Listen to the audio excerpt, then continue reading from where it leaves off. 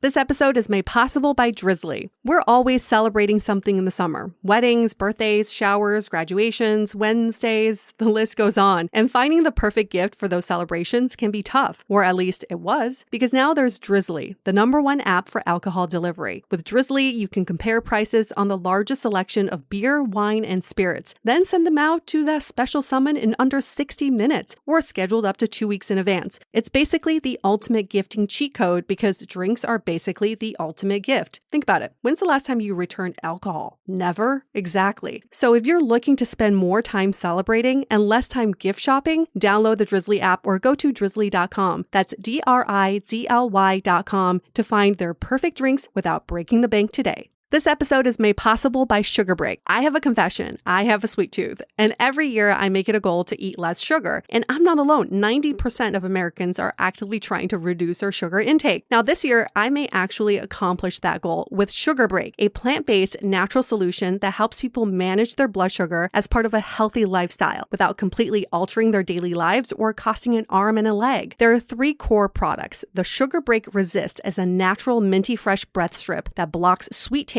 in food and curbs sugar cravings on the spot. Sugar Break Stabilize is a pre-meal capsule made with white mulberry leaf, a powerful plant ingredient that helps block carb and sugar absorption and slow down digestion. And then there's Sugar Break Reduce, a daily capsule that helps maintain healthy, balanced blood sugar day in and day out. Of course, please consult your doctor before starting any supplements. Now for our listeners only, get 15% off your entire order. Just visit sugarbreak.com/dateable and use the code DATEABLE for 15% off. This applies to any products on the site. Again, just go to www.sugarbreak.com/dateable and use the code DATEABLE for 15% off your entire order.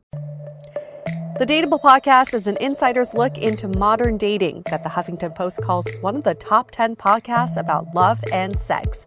On each episode, we'll talk to real daters about everything from sex parties to sex droughts, date fails to diaper fetishes, and first moves to first loves. I'm your host, Yue Xu, former dating coach turned dating sociologist. You'll also hear from my co-host and producer, Julie Krafchick, as we explore this crazy dateable world.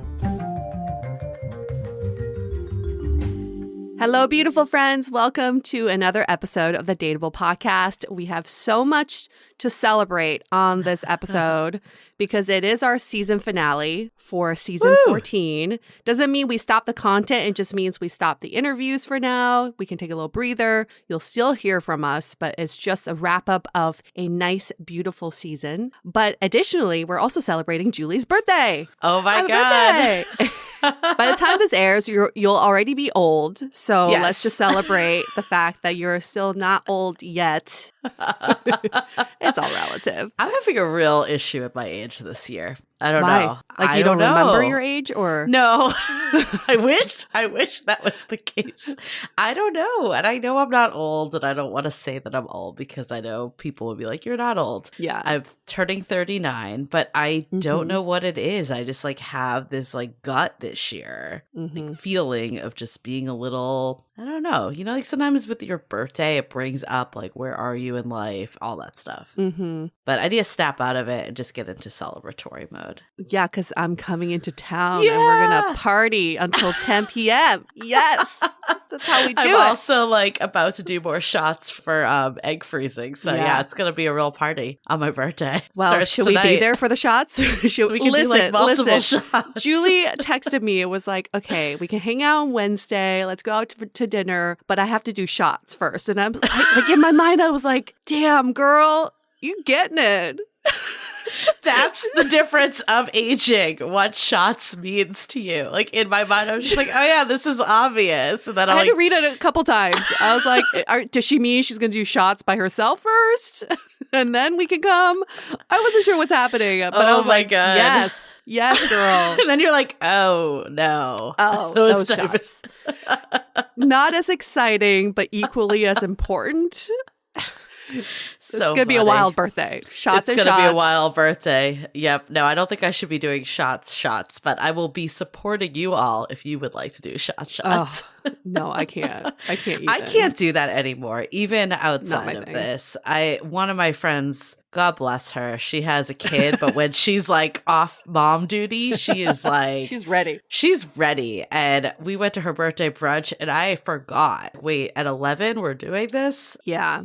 Nope. I can't hang like that. I can't do it anymore. But I'm looking forward to your birthday. I think 39 is a really big birthday. It's not the 40 or the 30. It's not really the decades. I think it's the year before the new decade. I think that's the most important birthday because you get to reflect on this decade, what has been happening, what you want to go in to your 40s with. So you have a whole year to figure that shit out. This is very therapeutic because I need a shift. I need to get out of this like, oh, I'm getting older mentality to this celebrating mentality. And the episode we're doing today, you and I originally were like, oh, we'll save this one for next season. It's going to be a great beginning one. And then we're like, we need to air this actually. We're going to make this the finale. And it's a reminder of, one, why are we even doing what we're doing in the first place? Like sometimes when we're in the thick of dating, in the parts of dating that maybe aren't as fun, we forget like, why is it that we need love? And I think the other side of it too is it's not just celebrating romantic love. It's celebrating all the love that we have in our lives. Yes. And I feel like that's such an important reminder that in society, we have such the emphasis on romantic love. And we talk about this in the episode.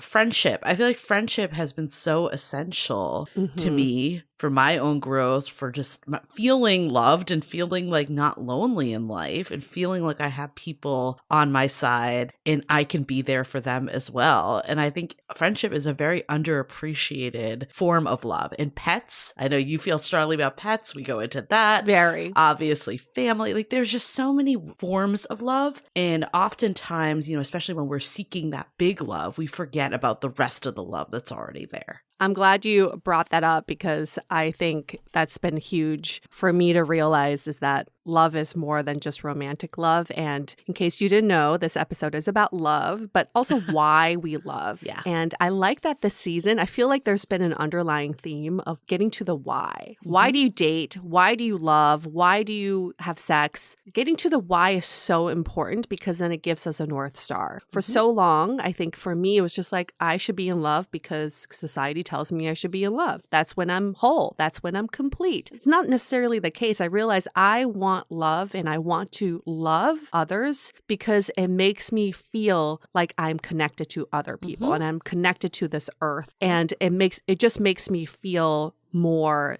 present. And so getting to the why is so important. And I think there's something very intriguing about saying like loving things around you, even if it's not a person or a living thing too. Giving love to your plants has shown that your plants grow better because you show that love. But also this idea of like loving the thoughts that come into your head, even negative thoughts, just being like, I appreciate that thought. I love that thought. I'm not going to accept the negative thought, but I will accept the positive thought too. So it's like love can be in so many dimensions, not just physical human love. Definitely. And it just relieves so much pressure too. I feel like, one, to even find that one love, but also even when you're in the partnership, like once you actually have found someone to love and have that romantic love, I hate when people just like drop all their friends the second they find love. Like that to me, it's just like, why? Was this just a filler until you found love? Right. I don't feel like my friendships, the point is people I can go out with so I can meet guys. Like that's never been my mentality. And sometimes it's important to have friends that are in the same life stage as you. When I was single, it was good to have single friends just so we could talk and they could understand where I was. But I don't think I'd ever be like, oh, I can't hang out with you now because you're not single. Or like when I was single, oh, my married friends or friends in relationship, I'm not going to hang out with them. Like I think it's not related to that. It's more of like what bond that you have, and you can learn from people that are in the same stage of life as you, in addition to people who are in different stages of life. And so for everyone listening, you can probably guess why we want this as our season finale, because it's making me feel warm and fuzzy and also just ready for the rest of the summer. Just, yes. Summer, they show, is the time for love. Again, doesn't have to be romantic love, but how can we activate more of those love muscles inside of us? And our guest today, Anna, is going to show us how we can activate more of that love. Totally. I really believe if you are single, if you are activating all the other love in your life and you have a full life, that doesn't mean that you can't want that partner. It's not distracting from that, but it makes dating just so much more enjoyable when you're like... It really does. It really does. Like for me, I know when I kind of made this boundary, essentially, I don't love that word boundary, but it is a boundary that I, made this. I never went on dates on Friday nights. That was always like my thing when I was like first meeting people. Mm-hmm. I saved that for a night out with friends because I knew that like I needed that. Like I needed that nourishment that love gave me, right? Mm-hmm. And I knew if I was just like going on date after date and they weren't working out, like I would just like feel lonely and like upset. And I needed to like rely on the people that have been there for 15 years, So like, true. That's who knows and loves me. And I'll always remember like Amy Spencer episode we did a long time ago, Finding Your Half Orange, and she had very extreme views on this, that you basically should stop looking completely, which I don't know if I fully agree with, because I do think you kind of need to put yourself out a little. But she was saying she would like not go to certain events because she knew there wouldn't be single people there. Mm-hmm. And then she's like, wait, why am I doing this? Because if I'm looking for relationships to make me happy, I already have relationships that make me happy. I might as well have that be an emphasis in my life and then let whoever else come in. And I think there's a lot of power of that, of not putting so much pressure and so much emphasis on what you don't have, but rather looking at what you do have. It's sort of related to our last week's episode with Ian Kerner about sex and intercourse versus outer course. And if you haven't listened to that episode, the whole point of that episode, I think, is to not put intercourse or sex as the focus, but putting pleasure as the focus. And pleasure can be a whole plethora of different intercourse and outer course. Foreplay is core play. Just listen to the episode. But I feel like finding love is in the same vein, where if we're so focused on finding love that we neglect everything else in our lives, that we lose focus. The focus is not about finding that one single love. I think the focus is to build as much love as possible in your life, right? So if we don't come into an event or go to the bars with that focus of like, oh, I must find the one for me, then you can see love everywhere. And when you are fulfilled, that's when you're most ready for a relationship. Yes. When you are so full of love to give. Definitely. Yeah, I think it's a good segue to some announcements, but I feel like one of the things that really cracked me up this week was in our Facebook group, Love in the Time of Corona, our moderator Janice always puts up, questions about the episode. It's a way to chime in. I love it. It's like a 360 way to like comment on what's you're probably thinking in your head and hear from others. But a lot of times there's polls involved too, which is really fun for us too, to get a pulse of where everyone's at and what's going on in the world of modern dating. But she put one up about, so tell me about the last time you had sex, which is the name of our episode with Ian Kerner, which is also the name of his book. And the way that we wrote it was, tell me about the last time you had sex with Ian Kerner, because that's the guest. And it didn't even register to me until someone put that as a whole option. You could add, they're like, I've never had sex with Ian Kerner. I do not know Ian Kerner like that. It really made me laugh. So anyways, that's our plug. Join Love in the Time of Corona. @DATEABLE Podcast is our Instagram. You can add to all the polls. Polling is one of our favorite things to do. So, be part of it all. It's so much fun. There's some funny things that happen in the group. And it's a good chance to put your brunch talk questions too. That's kind of the other announcement. If you are new to the show and haven't been following for a bit, we have this primary episode that is every Tuesday night, Wednesday, depending on your time zone. It drops at midnight on EST, so technically Wednesday there, but for all intents and purposes, we'll say Tuesday night. And we do this new episode that's, 20 minutes. It's a little shorter than this one. It's just a good way to get your weekend going. We call it brunch talk. It's, depending again on your time zone, but around brunch time, give or take. And it's a good way to get some of the questions that have been top of mind for folks. And, you can always reach out to us at Dateable Podcast on Instagram. We get a lot that way. hello@dateablepodcast.com, through the website, like through the Facebook group. There's many ways to field these questions, and we love all the ones coming in, and it's been really great to do this extra episode. So we're pumped to get all of your dating sagas in. We love reading the questions. And like Yue said, we are going on the off season. That does not mean we're going away. We will still have episodes every week until season 15. Season 15. Don't skip ahead. Okay? I know. I was like, wait, what are we? Season 15. I say this all the time, but I just can't believe it when we say 15. And we have a lot of good stuff in store for 15. We've actually been already recording a lot of 15. Oh, yes. We're like a little ahead of the game right now, which is a good place to be for us. But of course, we're still looking for people that have stories. So you can go to our website and submit any of your personal stories, or, make a post, DM, all that. You can get in touch with us. We're here. Just don't show up at our doorstep. Yeah, exactly. That's the only thing we ask. That's the only thing. That's the only thing we ask. Okay. Well, before we get into it, let's take a minute to hear from our sponsors. This episode is sponsored by Kensington Books, and we've got 2 books to highlight. First up, The Last Mile by Kat Martin. Channeling Indiana Jones, New York Times bestselling author Kat Martin pairs a woman in search of her family's truth with a hard-hitting professional treasure hunter for the second blood ties romantic thriller. As an unknown assailant stalks them across a treacherous Sierra Madre wilderness, they race to follow their treasure map's directions to a hidden trove of gold, a novel of taut suspense and danger. Another great book by Kat Martin is called The Last Goodnight. From Colorado's cattle country to Denver high-rises and the posh mansions of Vail, a female PI and the rancher who hired her race to deliver justice in this sexy, high-octane romantic thriller. Can she find a killer before he finds her? It's no doubt that Kat Martin's tightly plotted, action-packed romances are just as steamy as they are thrilling. Find out more about The Last Mile and The Last Goodnight on KensingtonBooks.com or wherever books are sold. Okay, let's hear it from Dr. Anna Machin.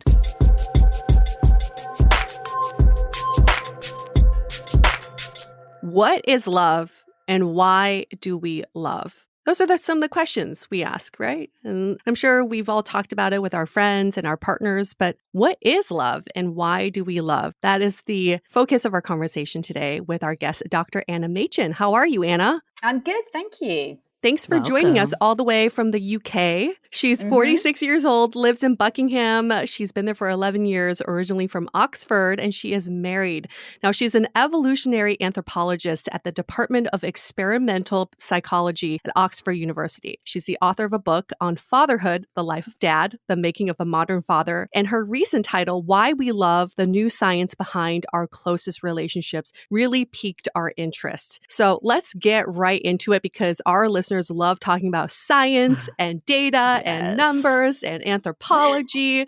So why, in your words, why is love the most fundamental and unquantifiable human experience? It's the most fundamental because without it, we don't exist as a species. So it evolved because we needed it, because it infiltrates every aspect of your being, every fiber of your biological being, every aspect of your psychological being, every aspect of your cultural life is infiltrated by ideas about love. And I think it's unquantifiable because however much we know about love from a scientific point of view, which is quite a lot now, there's always a bit of it we will never be able to touch. And that's the bit that is subjective, because I don't know whether what I say is love is the same as what you say is love. How you're feeling, are they even in the same ballpark? We will never know because I can't experience your love. That's the bit that we'll never be able to touch, which I actually quite like that. I think it's good that there's that little bit of mystery left, however much we dig into the science behind it. That's why we want love, right? It's the mystery of it. So there's like growing evidence, that human happiness comes down to the quality of our relationships. And there's been a lot of studies, about being lonely, and loneliness is the big endemic and it's more dangerous than smoking and being obese. Like, why do you think this is the case? Like, why is love so essential to our core being? There's several reasons. I mean, as you're completely right, there's a lot of evidence now about that. Lots of studies are coming out which are showing that,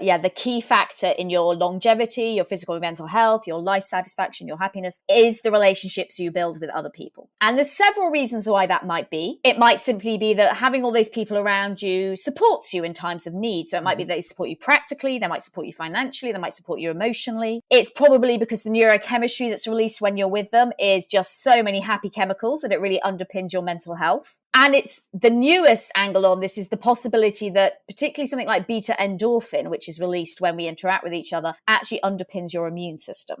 So there is actually a role in beta endorphin making sure that your immune system is sort of in tip-top shape. So those are probably the main reasons why it's linked to all these positive results we're finding about social contact and health going forward. And I think also, just from my point of view, looking at all the different mechanisms that are involved in love, just because it just engages every part of your being. So when you're in love, every part of your being is tuned to be with that other person, to be as close to that other person as possible. It's actually known as biobehavioral synchrony. And we might talk about that later maybe. But when you're with somebody else, everything is sort of angled towards them. And I think that's probably got something to do with it as well. It's how we're supposed to be. We are a social species. We are supposed to be with each other.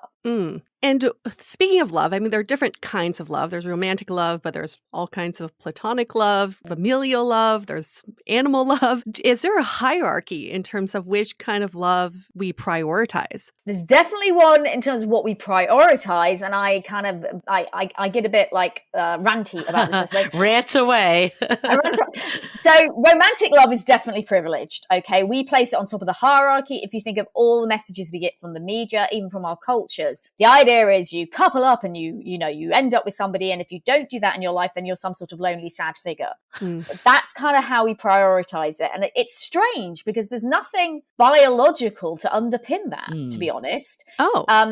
So in terms of the benefits of love to you, you will get those from if you love your friends, if you love your family, possibly even something like if you love your God. We need to do a bit more research on things like that. But certainly it's more like a flat spectrum of different sorts of loves rather than a hierarchy. And that's one of the reasons I wrote my book, is because I wanted us to re-engage with that spectrum. Because a lot of the books that have been written before have been unraveling romantic love. And obviously that's really helpful, but they disregard the other sorts of love. And one of the things that makes us human is this amazing array of people and beings we can love. And no other species does it to the extent that we do it.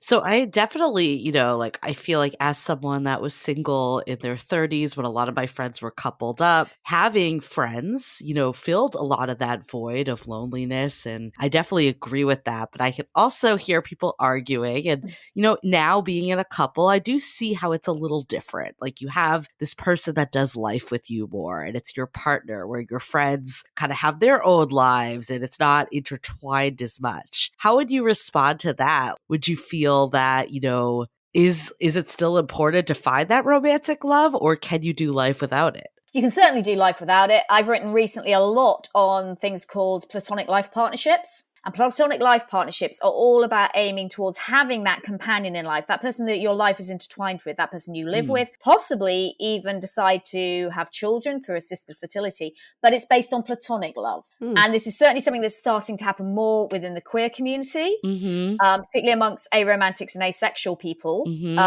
But it's something that's starting to spread into wider communities, into the straight community, where you want, obviously we want someone to grow old with. We want someone to maybe share a house with, share a life with, share memories with in that very close way. But again, until very recently, that's always been, well, that person has to be romantic. That person has to be a romantic partner. And actually, we're starting to think about that in a different way. Actually, could that person be a platonic person? Someone who, because platonic love is very powerful. It's very, very powerful. And certainly we know for women, if we look at things like emotional intimacy, quite often women are more emotionally intimate with their female best friends than they are with their romantic partner. So I think we disregard close platonic love, actually. And it's more about us reorientating our ideas from our culture than necessarily because it's a lesser form of love. So I think what I'm hearing from you is it's less about like romantic versus platonic, but more about someone that's going to be your like life partner and like intertwine, where I think what happens in platonic love a lot with friendship is it's two people that, you know, there is a love, but they're also on their own paths. But I heard like I don't know, some of my friends were joking, like, we're just going to go Golden Girls style and all get a home together. And I feel like that you're saying could give you the same biological effects of romantic love. Absolutely. And it's something that we have had in history before, and certainly some cultures definitely do it. But even if I look at like British history, in the Victorian era, there's this thing of spinsters becoming companions for each other. There was this understanding that these spinsters did not want to grow old on their own. Mm-hmm. And for what, you know, then there were very strict rules about, you know, if you hadn't got married by the time you were 22, then you were definitely on the shelf. And so, you know, so they would become companions for each other and they would grow old together. Now, I must admit, for some of them, it was the front for being gay, when that was unacceptable. But for some, it was very much a platonic relationship that they lived their lives together. So what do you think is a downfall of, so we observe this, and I've definitely done this myself, is that when you're so focused on finding romantic love, you close yourself off to platonic love, or maybe you just don't work on those relationships as much. What do you think is a downfall of that, is when you're so laser focused on finding romantic love? You're right. I think if you're very laser focused and you spend a lot of your time trying to find that romantic love, and obviously there are so many tools now for helping you do that, I think we do then start to neglect our friendships. And I think we do underestimate the importance of our friendships actually in our society. They're kind of like the backup relationship, you know, the one you fall back on when, you know, you can't find your romantic partner, or you know, your boyfriend or your girlfriend's not around to do something with. I know, I'll go out with my friends. So I think we do neglect it. And I think it's just about a change. And again, that's why in the book I say this is like a whole chapter which is just about friendship, because I think we need to re-engage with that body of people, that group of people, because they are really, really important. And they're important not just as maybe a counter to romantic love, but for a lot of people, counter to family love. Not everybody gets on with their family. Yeah. And I spoke to a lot of people who have chosen families, and their chosen families are their friends. And these people are as, if not more, important to them than their blood family. Yeah, I mean, I think even if you don't not get along, but like I know for myself, like I live across the country from my family. So it's just, you know, proximity alone doesn't allow me to be as close to them. I think my biggest pet peeve is when people are like, I'm going to drop all my friends when I find a romantic partner. That is, I think, the worst. And I guess like, how do you start, you know, appreciating people and like seeing that value that you're saying, that this is just as valuable to my overall well-being, and also not even just the selfish side. I value my love with this person. I think you need to reflect on those relationships. And I'm as guilty as anybody else of not doing that. But for example, my relationship with my best friend, apart from those I have like with my parents and my sibling, is the longest relationship I've had, longer than I've been married. So we met when we were 10, 36 years ago. Wow. And she is still my best friend. She actually does live in Los Angeles. She lives over there. But I saw her again after 2 years because of COVID a couple of weeks ago. And it was just so amazing. And it was kind of like really emotional. And I wasn't expecting it to be as emotional, even with what I study. I think you have to kind of reflect on that. You have to think of the benefits of that relationship. One person, cannot bring you everything. No. They just can't in a romantic relationship. That's not possible. And you need that hinterland of friendship. So I think it's about positively really thinking about, what do these people bring to my life? What is it that's different about them? Why do I need them? Why do they have to fit together in the jigsaw of who supports me? And certainly, you know, we know again from studies comparing sort of romantic relationships and best friendships in men and women, actually, that friendships bring kind of an unjudgmental, uncomplicated, relaxing reassurance. Yes. Because the thing about romantic relationships is that there's always even in the happiest romantic relationships, there's always a tension there, just a very slight tension. And that's because you kind of both know, even unconsciously, that there is competition out there, if you see what I mean. It's conditional love. It's conditional. There is. Like, if this person doesn't do this 100%, I may leave. Where with a friendship, you would never think that. You would never think that. It's very rare for you to think that. I think a friend has to do something pretty awful for you to go,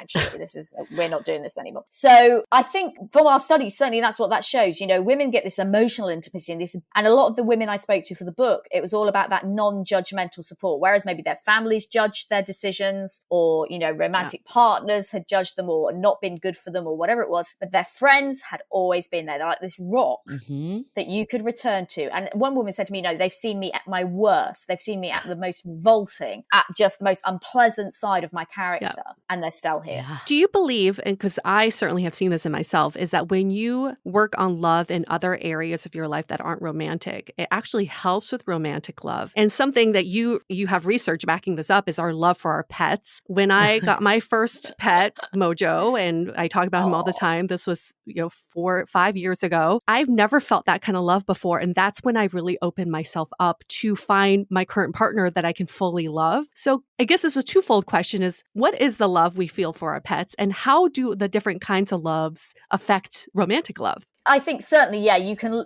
because again, as you said, romantic love, we might be scared of it. We might have been hurt by it. There might be various things or reasons that it makes us quite anxious. And I think the thing about pet love or animal love is it's pretty pure, actually. It's pretty uncomplicated. This thing, I mean, particularly, I don't know, what is Mojo? A dog, a cat?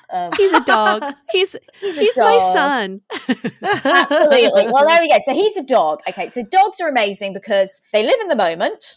They are always pleased to see you. Yes. And the love they have for you is unconditional. They unconditionally adore you. And it's very pure sort of love. And you mentioned that he's your son. Well, when we put people in scanners and we get them to interact with their pets, particularly with their dogs, the bits of the brain that light up are the parental bits. Oh. So the relationship we have with our pets is very much a parental-child relationship. It's not a sibling relationship. It's not a friendship. It's a parental-child relationship. Is that why people do it like in training? Like they'll get the dog before the kids? Oh, I know. Well, I've got my stepdaughter is currently she's got a plant and she's going to keep the plant alive. Then she's going to keep the animal alive. Then she's going to have children apparently. But anyway, so yeah, maybe so. Can you? Because the thing about particularly something like a dog, which is actually very reliant on you and very bonded to you and very attached to you and does genuinely love you. We know that. Now they are a bit like a child because you have to be there for them. They are useless at looking after themselves, dogs, whereas a cat is can deal with it. Dogs are useless at looking after themselves, and that is a pure love. And maybe that's why I opened your heart, because there's no games. Dogs don't play games. No. They just want to be with you and for you to love them. And I think that, I have 3 dogs and they really are, the loves of my life. I adore them. They are just beautiful. And they bring something, they bring that absolute just calmness and care. We know all the health benefits of being with dogs and being, and the wonderful neurochemistry you get. So absolutely. I think other forms of love can show you maybe the different sorts of love, and they can feed into a more primary relationship. Definitely.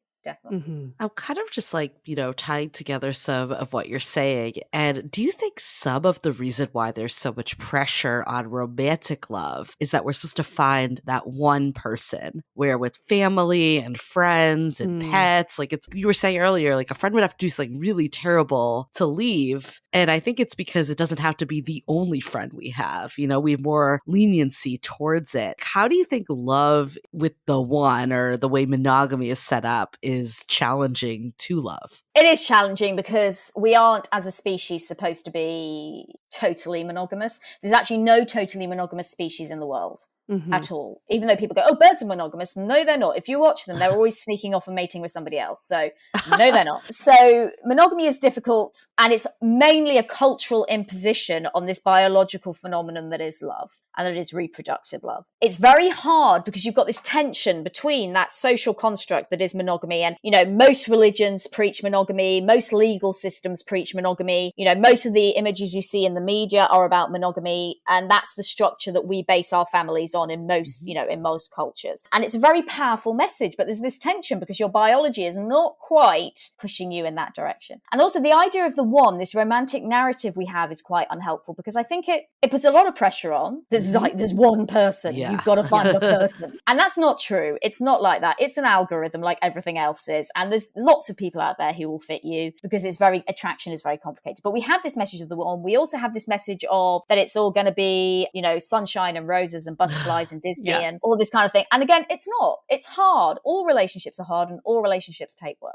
And also, again, within romantic relationships, there is a spectrum which goes from polyamory at this end, where, you know, you love many people romantically, right down to aromantics who don't feel romantic love at all. Right. And there is a spectrum. And, you know, again, monogamy is one bit of that spectrum. And I think we need to understand that we're a slightly more complex species than our cultures would say we were when it comes to romantic love, I think.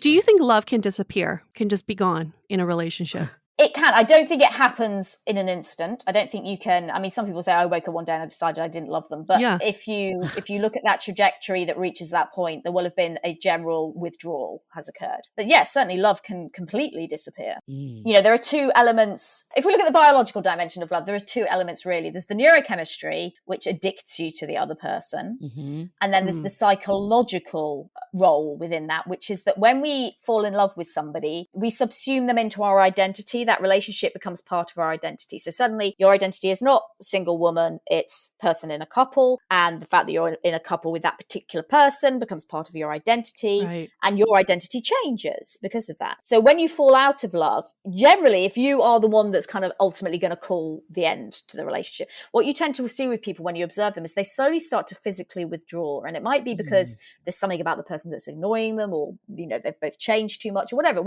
caused them to be fitting together, they're not fitting together. And so first of all, you get this withdrawal of neurochemistry, and that is like going cold turkey very slowly. You know, when you come off like an opiate off heroin, you withdraw slowly. That's what tends to happen in relationships, is you slowly withdraw and those levels go down and you're just not addicted to the person in the same way anymore. And then you have the psychological withdrawal as well, which can mean even if you are the person doing the dumping, as we call it, you still will feel a form of grief. You still might feel some psychological pain, because even though you've decided that this is not what you want, you've still got to detangle that person, that relationship from your identity. And so that can still be quite difficult. And then obviously, if you're the person who just comes completely out of the blue, you had no idea there was a problem, and somebody suddenly says to you, this is it, I don't want to do this anymore, then that's incredibly painful, because you go from being up here with all your lovely neurochemistry, feeling wonderful, feeling euphoric, all your aches and pains are being hidden by lots of lovely neurochemicals, and then suddenly you're right down here, you crash, and you go completely cold turkey immediately. And that is why if you are dumped, it's so psychologically and physiologically painful, because one of the chemicals that underpins love is beta endorphin, and that's your body's painkiller. So when it's gone, it really, really physically hurts as well. And then obviously you then have the psychological grief. But when the love is gone, can you get back the love? Can you fall back in love with someone? Depends. I think it depends how badly it's gone. I think, there's always a reverse. People always change again. People at different, we all, I think, know of people who are at different stages of life, and maybe right now it's not working, and then they meet again in 20 years time, and it's actually now we are at the right, because coming together is not just about all those chemicals and that physical attraction. It's about all those other things that are also in the mix. Am I at the right stage of life? Do we want the same thing? Does my family, is my family happy with this relationship? What do my friends think?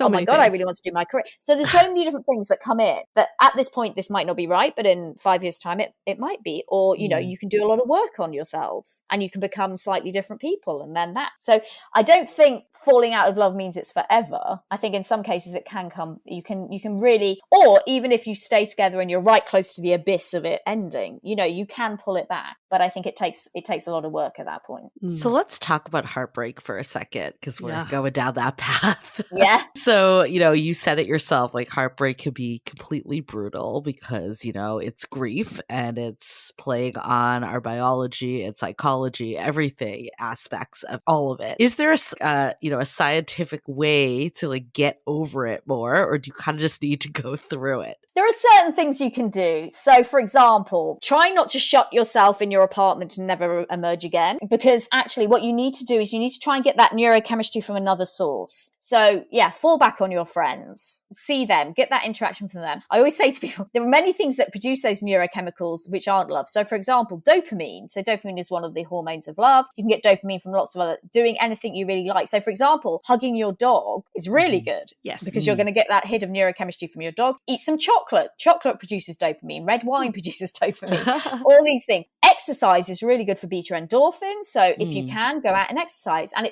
it's a case of trying to get that neurochemistry from somewhere else to allow you to withdraw nicely. The psychological thing is really hard, I think, to deal with. And for some people, that's just about processing in their own time. For other people, that is really about talking it through. Let's really talk it out. And that's, again, when your friends can be really valuable. That sort of rock that's always been there. You can go, and sometimes people find, reflecting on the relationship, is it a pattern of relationships? Am I doing the same thing over and over again? Okay, well, if that's not helpful, what do I want to do about that? So that, that can be helpful. But no, the psychological bit of falling out of love is generally much harder than the neurochemical bit to deal with. Do you think that love is relative to our life experiences? Because I think back to when I was even in high school, I was so in love with my first boyfriend. But now looking back, I'm like, was that even love? Yeah. Because that's not the love I recognize today. I guess it's like sometimes we question if we are in love, but I guess if you feel like you are, then you are, right? That's the state of being in love. Yeah, I mean, this is the difficult thing, because we as humans, if I say to somebody, are you in love? And they go, yeah, I go, okay. And the thing is, that's the truth. As you say, compared to, that's that. And that, again, it's a point I make in my work and in my book, is that we can't question somebody else's pronouncement that they are in love. If that at that moment they say they're in love, okay, fine. Now, it could be that later on in life you discover a more intense love, and then you go, oh, actually, maybe that wasn't. But in a way, it was. Mm-hmm. Love is not it's here, it's not here thing. There are different levels of love. In the same way, for example, yes, dogs and people, it's a parental child love. But most people, when they have kids, do feel more powerfully for their kid than they do for the dog. Okay. Right. So there are intensities of love. So I think it's difficult to say that you weren't in love when you were at high school. Mm-hmm. Because you were in a form of love, a form of your spectrum of love. But the intensity of love maybe you feel later is more powerful. Because there are different, I have 2 children. The love I have for them is, really powerful. And, I'm that mama bear who would literally kill for them. So it's kind of like, and that's but I wouldn't say that then devalues the other loves in my life, that love I have for my husband, for example. Mm-hmm. But it's just different. Yeah. Different love. Different sorts of love.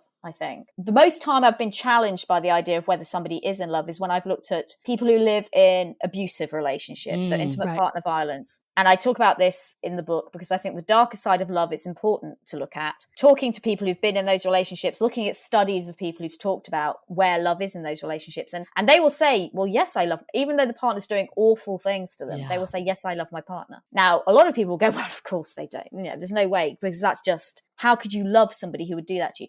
But I don't think you can discount someone else's experience and say that's not love. So I want to go into the darker side of love because, abusive relationships, verbal abuse is a thing, and physical, of course. It's not just physical. And then, there's the deception, the lying, like all these aspects that, is not good things to experience, yet they're kind of maybe sometimes the outcome that happens in some love instances. Can you kind of describe, I mean, I know every instance is different, but like what happens with someone's like chemistry, like brain chemistry, when they're in a situation like this, of like, how do you balance kind of the good aspects of love with these parts that, deep down aren't good, but you're still in it? That's really difficult to unpack, to be honest. The dark side of love comes from the fact that we are so evolved to look for love and to keep love and to want love. It's kind of like a visceral part of us. And if we don't have it, then we are like half a person. But because of that, because we need it so badly, people can use love to manipulate us. And we are the only animal on earth that uses love to manipulate.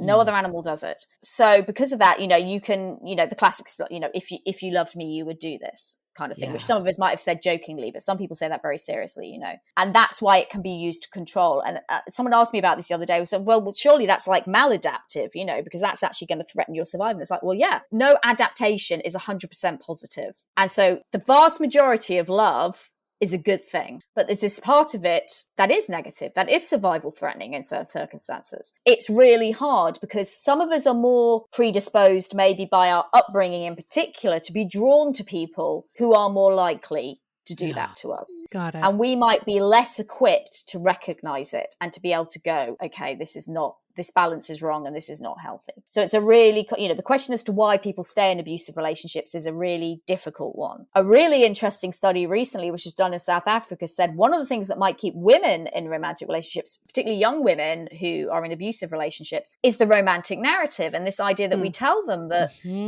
romantic love is difficult and it's a bit like a roller coaster. And you have to get over all these hurdles to have your romantic love. Yes. And you might have to, exactly. It's hard and you might have to go against against your family's wishes, but real love will triumph and all this kind of rubbish. And we tell people this. And so that when they're in this relationship and, you know, like, for example, you know, the hurdle is actually, oh my God, I get beaten every day, or my family, I'm defying my family, even though my family are saying this person is so bad for you, you have to leave. Right. So the romantic narrative itself is quite unhelpful. Or the idea that there is one, well, my one happens to hit me, but this is the one. Right. And, you know, you hear that. There's a very good study of women who are in abusive relationships along those lines who say things like, you know, but I know him and I know who he is. And first of all, I think my love can change him. So they feel there's this amazing power that their love can change this person. I can rescue him. He's a really good person. He's just not understood, and I can rescue him. And there's all these stories about the power of love. And it's really difficult. But I think it's something you have to recognize that,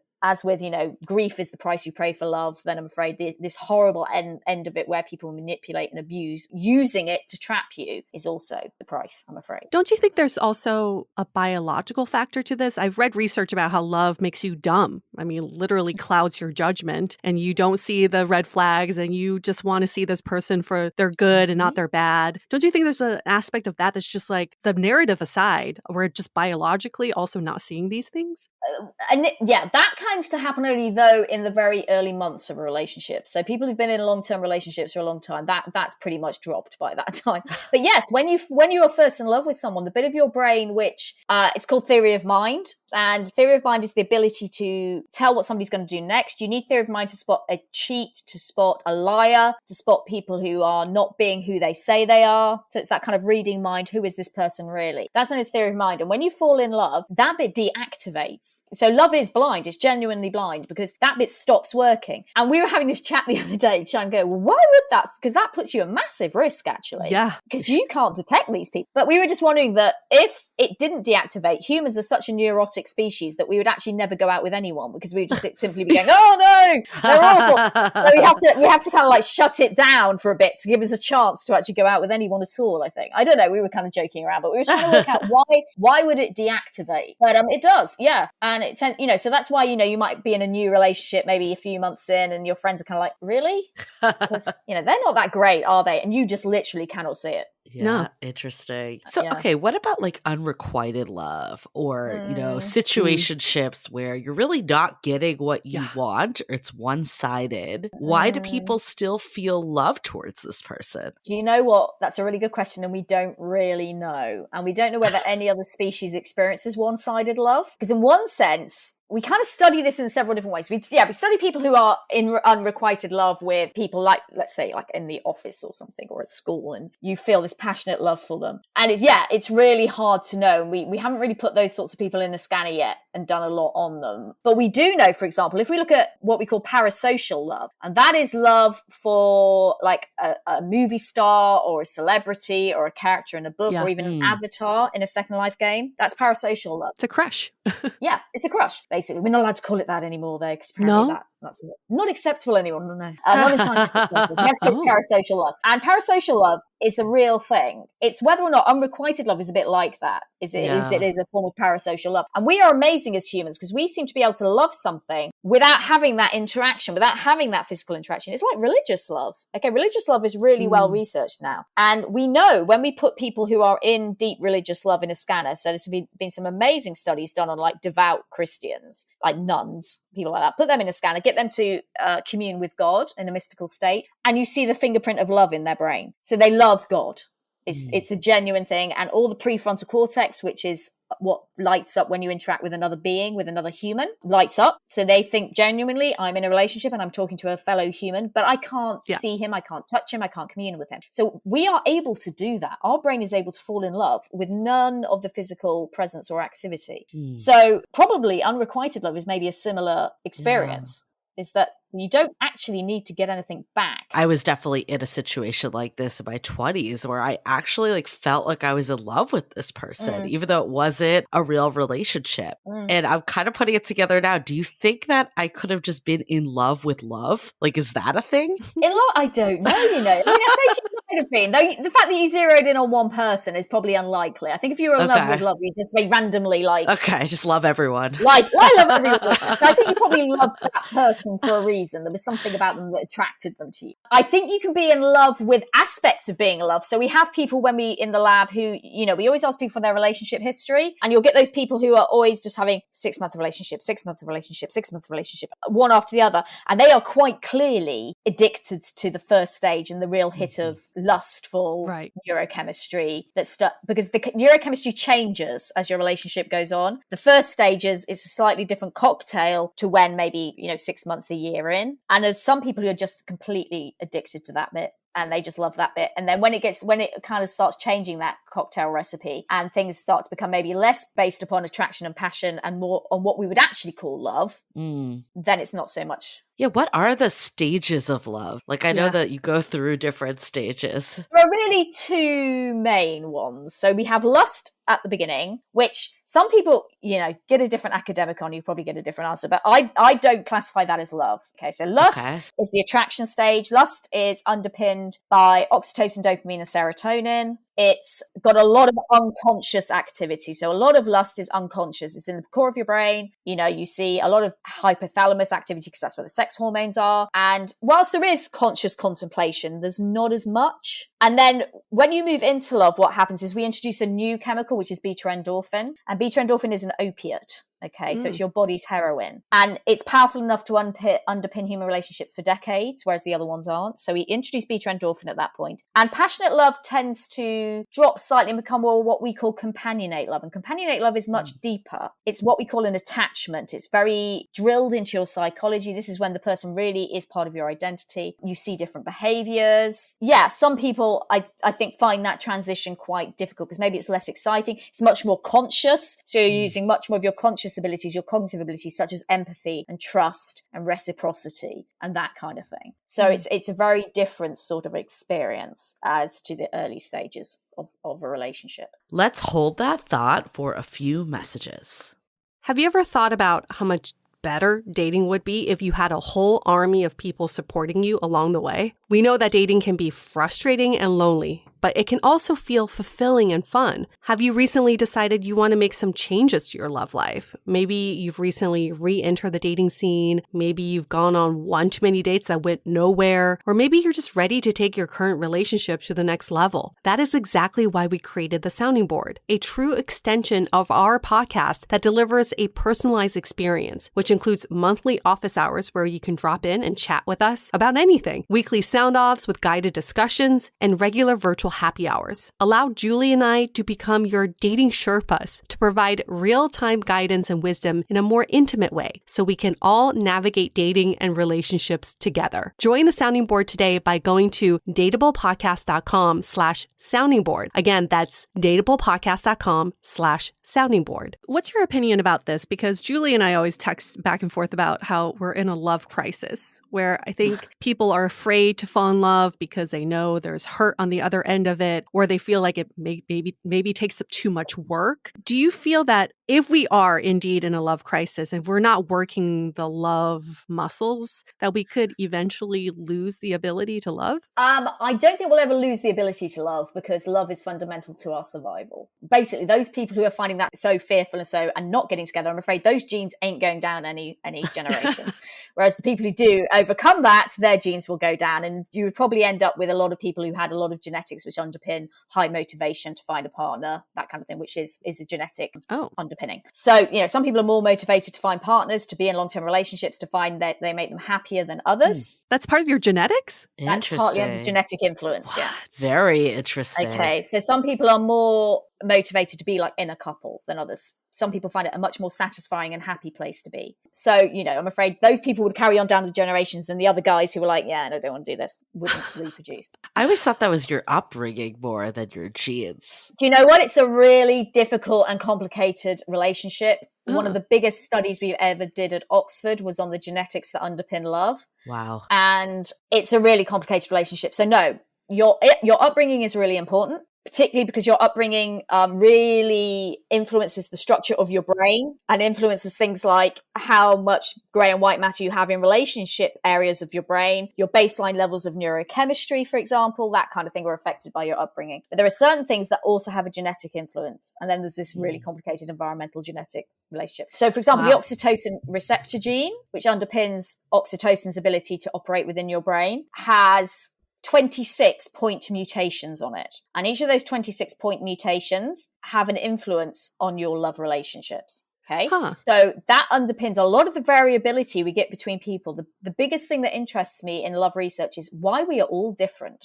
So what makes us different? And part of that is your genes. So there is a part of that, one of those point mutations influences how motivated you are to be in a long-term relationship. Interesting. I feel like we always talk about attachment, but we don't ever talk about like the attachment's motivation. Really, really important. Attachment, psychology, all that critically important and really will influence how you behave in a relationship, how you'll feel in a relationship. So your attachment profile is really important, but your genes also have an influential role to play. And sometimes they both interact with each other and then it all gets very complicated. But yeah, your genetics are a really interesting area. That's fascinating.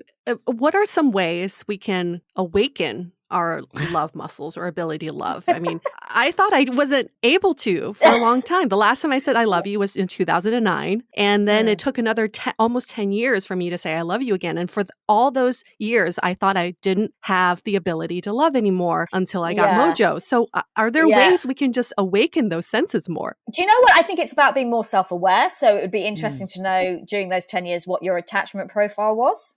It sounds like you were probably an avoidant personality. Oh, for sure. A little bit. Oh, yeah. So that's always help. And I always say to people, if you're comfortable, find out what your attachment profile is, because I think for a lot of people, it really helps them understand their behavior. And if you're happy with your behavior and how you feel when you're in a relationship, great, go with it. If you're not, attachment profiles can be changed. It can take quite a lot of work. But like, for example, one of the things that changed for you, you got a dog. Okay. Maybe suddenly you can't be avoidant with that dog anymore. You have to be there for that dog. You can't just decide you don't want to be there. And that's starting to change your attachment profile. My attachment profile, when I met my husband, I was anxious, really anxious, preoccupied, had high anxiety about being abandoned, was really clingy, nightmare person. He's secure. And I am now secure because I've been with someone who disproved all of my fears.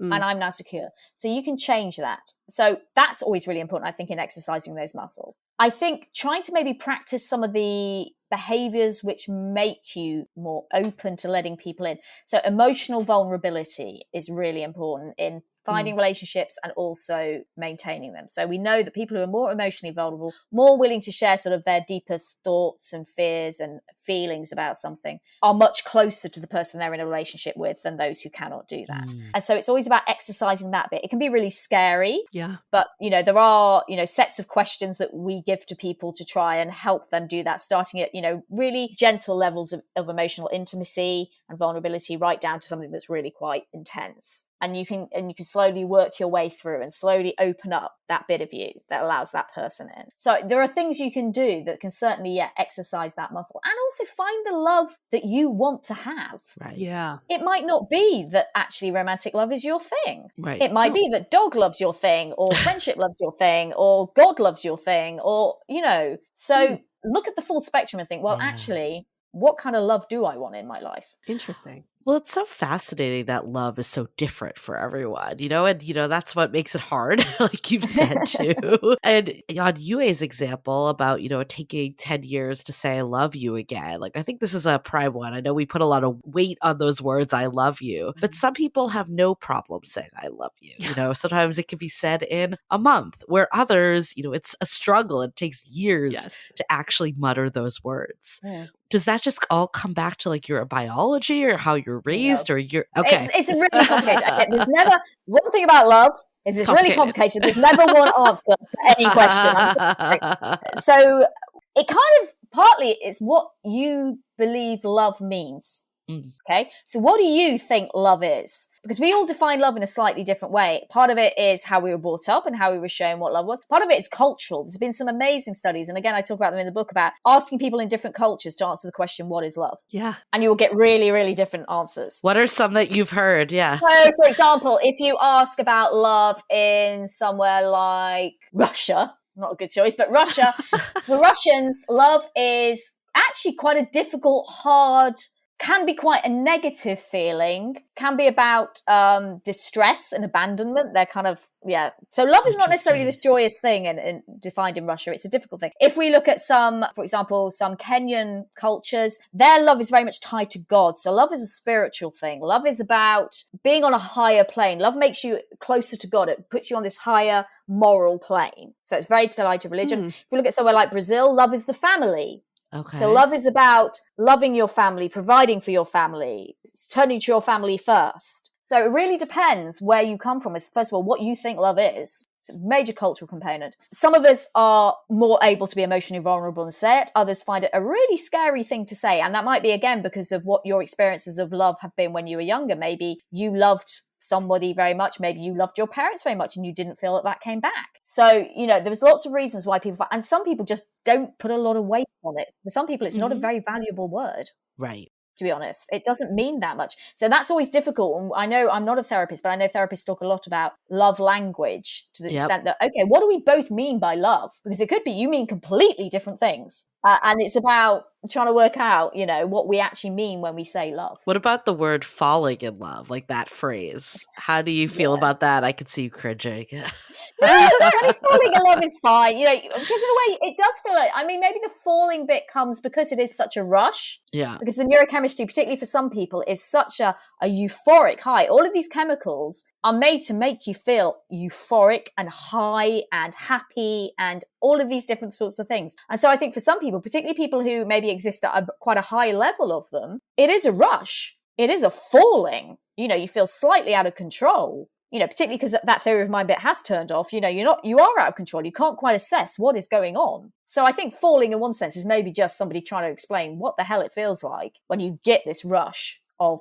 attraction. For other people, it's more of a slow burn, isn't it? Some people get that rush and fall in love, they think immediately. Others, it takes much longer to realize that actually I am attracted to this person and I do like this person. That's interesting you say that, because to me, falling in love is a transitional period of when you're not yet in love. But isn't it that you're either in love or you're not? Is there an actual period of like, maybe I'm not, maybe I am? No, love grows. Love certainly grows. But again, it's about, we have no absolute definition for love. It's interesting that you asked that. When I do a lot of public talks about love, and I quite often get asked kind of like for the timetable. So if I meet this person on this day, at what point, does this happen? And then what point does this happen? And then what point do we transition from attraction and lust to love? And it's like, well, there isn't a day. There's no day. It doesn't work like that. Everyone's different. Some people fall hard and fast. Other people, it takes a really long time. There's no absolute, because your experience of love is multifactorial. There are many different things that feed into it, which are unique to you. So we can never say that day you weren't in love, that day you were in love. And I think people who say, oh, I woke up and I knew I was in love, I think they've just come to that conscious realization. Their body and their mind have been doing a lot of stuff behind the scenes. When you're in a long-term relationship, are there ever days that you're just not in love? Like, could that just go away for a day or an hour? Like, how does that work? Yeah. So there's a difference between being in love and experiencing love, I think. In love is a very active thing where, you stop and think, yeah, wow, I really do love you. And certainly, there are days when I look at my husband and go, I really do not love you today. Whatever reason. But love, I think the problem is we misclassify love as an emotion. Love is not an emotion. Okay, it's not even a secondary emotion. It's just not an emotion. Love is a motivation. It's like hunger and thirst. Okay, so if you speak to a long-term couple and you say to them, are you in love? They'll go, yeah. But they don't feel love all the time. In the same way you don't feel thirsty all the time, or you don't feel hungry all the time. You feel those things when they are in short supply. So you might feel a desperation for love in a long-term relationship because you've not been with the person you're in love with. And there's some really interesting new work on this, that love is actually a fundamental life need. So there's a thing called Maslow's pyramid of needs, and right down the bottom are things like food, water, shelter. Okay. And then above that, we have security. So the ability to feel and be made safe. And then up there, Maslow, this was 1940, by the way, but Maslow placed relationships and love in the third tier as a psychological need. Well, we now know that actually it's a fundamental physiological need. If you do not have love in your life, particularly, let's say as a baby, you don't have love in your life, that causes a lot of issues and is highly, highly detrimental to your survival and your health. So actually, love is a fundamental life need. It's a motivation. It makes us do stuff, but it's not something that's always being experienced all the time because it doesn't need to be experienced all the time. You know, what about, okay, in today's world, people are getting married later, if at all, choosing to maybe not even have relationships, not having children. You know, we talked about it up front, is that love can come in different ways if you have friendship and family. Is there a world where you could have zero love? And like, what does that mean for our species if that continues? Or do you believe like you'll just continue to find it in different ways? I think we continue to find it in different ways. There is a real individual variation in this. Some people really do not require many people in their life. And that's partly an attachment style. They're dismissing avoidant. It might be that they live at very low levels of neurochemistry. It could be a genetic underpinning. It could be something, again, that's come from their childhood. And there are some people who are very much islands. And as far as we can tell, they don't seem to suffer that much detriment from being like that. So it is a spectrum in terms of how much people are loving and the number of people they are loving. However, I always say to people, to have absolutely zero love in your life is a really, really bad idea. Really bad idea. And the main reason behind that is because of that very strong statistic now between love, relationships, and mental and physical health and longevity and all that kind of thing. We know that people who don't have love do suffer detriment. We know particularly children who do not have love are set up for a tricky life. It doesn't necessarily mean it's going to be really hard, but they are much more likely, for example, to not have the skills to deal with relationships when they're older. So it's kind of like a lifelong issue. They're much more likely to suffer issues with addiction. They're much more likely to have mental health issues. They're much more likely to struggle in social contexts. So having zero love, I think, is a tricky thing, and it's a very risky thing to do. So it is a case of finding that love where it might be. It might be that you find your love volunteering in your community. So it may be quite a high level, but you find it with lots of different people, and you find it with that process of helping others. Right. You know, it might be something like that. It might be that you're not into like really intimate, like two people relationships, but there's something about being within your community, for example, that you feel loving. Or you might, just be absolutely animal obsessed and have all these other animals or whatever it might be. Yeah. You need that. You do need that interaction with something else as a human. Love is important. I think that's the main message we're taking away from this. It's actually a basic need. And going back to romantic love, what advice would you give to couples or people dating where they feel like the barrier to love is the 3 words, I love you, who says it first? We hear this, from our listeners. It's like, I don't want to be the one who says it first. Then I've lost this game of love. I mean, for my partner and I, it took us over a year to say I love you. And that took a lot of drugs because we were so afraid to say it to each other. What advice would you give to people who are just afraid to say it first, even though they feel it? I think try to lessen the importance you place on it. I know that's really hard, but it is 3 words. You could be saying completely different things when you're saying it. And I actually think you read people by their actions more than whether they say it. I can't remember when I said I love you to my husband. No idea. I just don't remember it. I really don't. And that's not what you remember. I mean, I've been married for like 20 years. What you remember is what that person has brought you, what they've done for you. So I think try and don't get so hung up on it. And also, please don't see love as a game. It's not a game. No. So all these books we get out here, saying, you have to wait this many days before you, message back, and you have to do this and you have to do this. It's like, it's not a game. It's 2 people who have to find a way to fit together and ride this journey. Right. Yeah. And that's going to be really individual to you. So please just go with what works for you and don't try and see it as a game. I think if you see it as a game, you've got a problem because it's not a game. Yeah. It's a relationship. It's a give and take. It's a moving, living being. And you kind of have to look at it that way, I think. Yeah. And what about for the people that are feeling like they're giving up on love? I think what you just described is actually the opposite of modern dating. It is more of, we try to minimize this on this podcast, this game, because we fully agree with you, but we've been drilled for years about how you play this game. And, you also are kind of like courting each other and only showing your best sides. So then when things don't work out, there's this feeling like things aren't matching up or I'm not destined for the real deal. What advice would you have for people that have almost given up? First of all, I would be like, if you really, really want romantic love, then please don't give up. If you aren't that bothered, but you just want some sort of love, find another one on the spectrum. There are many different sorts of love. I would say, dating apps, the whole thing, they have gamified it. They've kind of made it as something else we can do in a really efficient way, which, we can just tick off our list. So we just flip. We go, okay, we might, I've talked to people who've had like 4 or 5 dates in a weekend, not given anybody really more than like 20 minutes, half an hour to decide whether they want to be with this person. Just stop.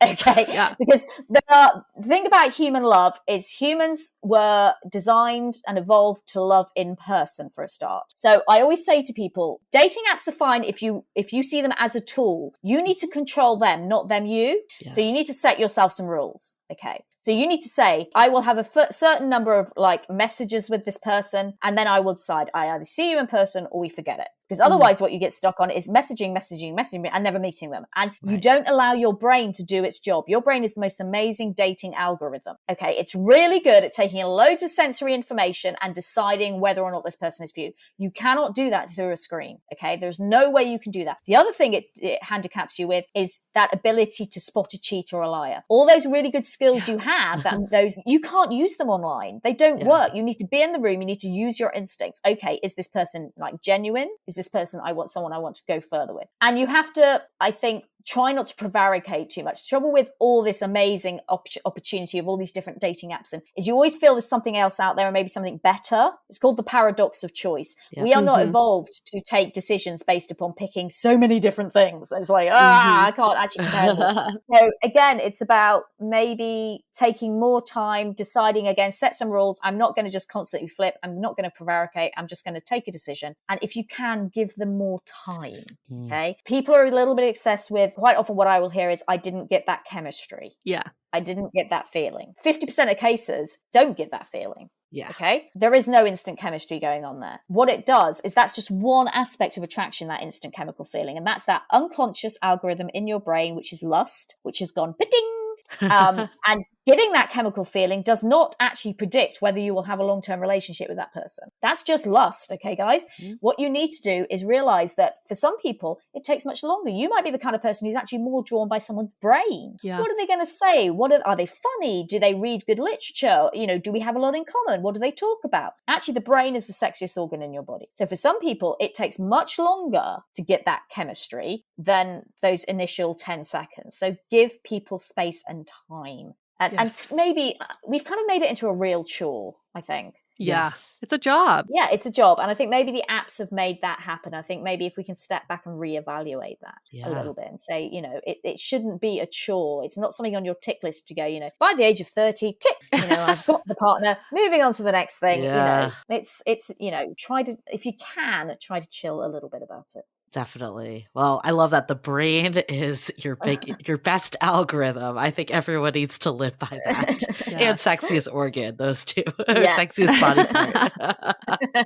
I mean, this conversation has been so incredible. I mean, there's so many takeaways. I think the first one that comes to mind for me is that love is everywhere. I think, there's this I'm not going to argue. I think romantic love is wonderful, but also the love that you have with your friends and family members and pets, everyone, that all deserve the same amount of recognition almost. And, we hear so many people that are on this quest for romantic love that it's like, I don't need to spend time with my friends. I need to just go date after date. But I loved the conversation we had too. Like you saying by getting Mojo, it helped open me up. And I think the more we could let love in different ways, it reduces the pressure to find that romantic love. So you'll likely actually probably find it faster because you don't have all your eggs in one basket in the need of just having this. And then second, it just makes you more of a lovable person. So your energy is attracting people that recognize that value. So I think that's the biggest thing I have, is that love comes in all shapes and forms. And,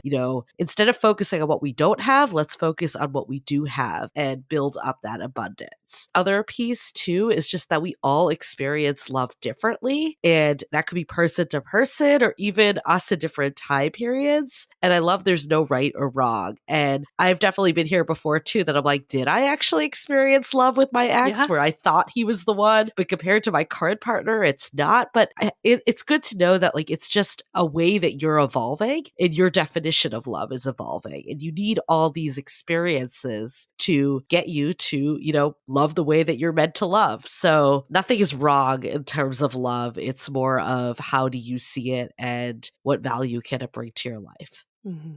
Absolutely. Yeah, definitely. My big holy shit moment was the fact that our predisposition to love can be affected by so many factors, including our genetics, which just proves that we can't be on other people's timelines for love. It's not like I went on 5 dates, I should be in love. We should be saying we're in love now that we're 6 months in. It's like we're all so wired differently that we have to listen to our brain and our heart and our gut of when we feel like we are in love. From our conversation, Anna, I just feel like we often talk about finding love, but love is not something we can find. It's not something we can just go on a website and be like, I'm looking for love today. I feel like love is something we need to feel. And in my example, again, with Mojo's, the moment I felt the love was the moment I found love. And so maybe we can kind of switch up our verbiage a little bit. It's like, I'm not here looking for love. I'm here to feel love. And we can feel that love in so many different aspects of our lives. And it's not just romantic. And I love this idea of not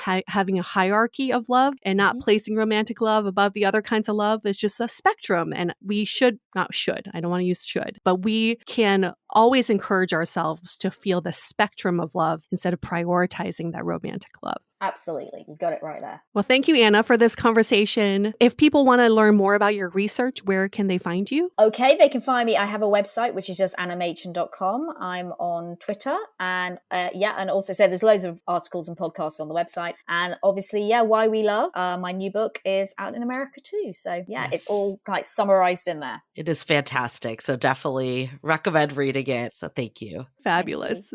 The kind of love that we love feeling is a 5-star rating and review in Apple Podcasts. We truly feel that love. And it's romantic, it's platonic, it's every kind of love that we could possibly feel. So if you want to show us some love, you can go into Apple Podcasts and give us a 5-star rating and review, and we will always reciprocate that love. That's not a one-sided, unrequited love at all. No unrequited love. We definitely reciprocate with good content and awesome guests like Anna. So we're going to wrap up this episode. Dateable! The Dateable Podcast is part of the Frolic Podcast Network. Find more podcasts you'll love at frolic.media/podcasts. Want to continue the conversation? First, follow us on Instagram, Facebook, and Twitter with the handle @DateablePodcast. Tag us in any post with the hashtag StayDateable, and trust us, we look at all of those posts. Then head over to our website, dateablepodcast.com. There you'll find all the episodes as well as articles, videos, and our coaching service with vetted industry experts. You can also find our premium Why series where we dissect, analyze, and offer solutions to some of the most common dating conundrums. We're also downloadable for free on Spotify, Apple Podcasts, Google Play, Overcast, Stitcher Radio, and other podcast platforms. Your feedback is valuable to us, so don't forget to leave us a review. And most importantly, remember to stay dateable.